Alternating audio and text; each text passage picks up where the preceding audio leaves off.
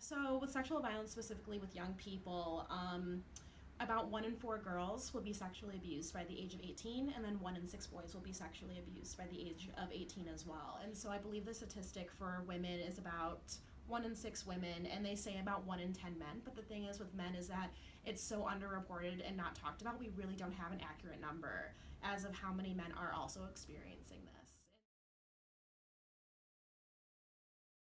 As you know, there's a myth that like children make up stories or that children lie, and so then when a child does disclose, one of the common things is like, oh well, they're lying about this or they're making up a story and stuff like that. So myths create a lot of barriers, but some of the most common ones that sexual assault is not planned in advance, when we know that about 73 to 75% of sexual assaults are actually planned in advance by the perpetrator.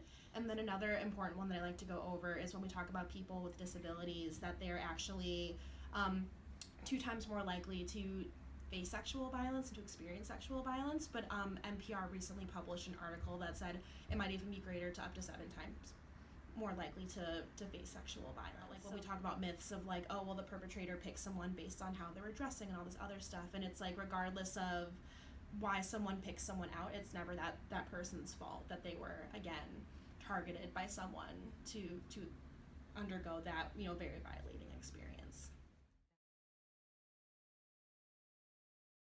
It's always important that you thank someone for trusting you. Like, thank you for sharing your experience with me, for sharing this information, and then asking, like, hey, like, it kind of seems like you're still struggling with this. Like, what do you think would be the best for you? Or, like, you know, is therapy an option that you'd like to go to? Like, is there someone that you can talk to? And again, of course, like, reaffirming that like you believe them, like this wasn't your fault, and that like even though you are disclosing years later, that you still have options to recover. So whether that's art therapy, maybe it's couples therapy for them and their significant other, there's so many options, especially like within the city, to find healing in the best way possible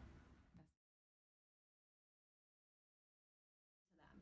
But I think what parents can start doing is, like, again, like showing them consent or asking them what touches they like and what they don't like. So, a lot of kids might be like, oh, I'll hug my mom and dad, but I don't want to hug someone I just met. Or like, oh, I don't want to hug right now, but I'll give you a high five. And I think parents modeling that behavior of safe and unsafe touches and having that conversation on boundaries, and like having their kid be very reflective of like what feels good for them and how they receive affection, can really be helpful, and just kind of giving them that language that they can use and stuff. And so I think we call it the touching rule. So the touching rule is no one should be touching them in their private areas, no one should be making them touch them in their private areas. And then also, if someone breaks the touching rule, like tell a safe adult. A lot of the times we don't really see children as having control over their own bodies, and that there's a lot of small ways that you can teach them that they do have control and that they don't have to have a touch that's uncomfortable, whether it's a hug or a kiss on the cheek, and that they can give affection in other ways that feel comfortable for them. And I really believe that in working together, by sharing resources, by being open and honest about our experiences, we can really make a difference and prevent this from happening in the future.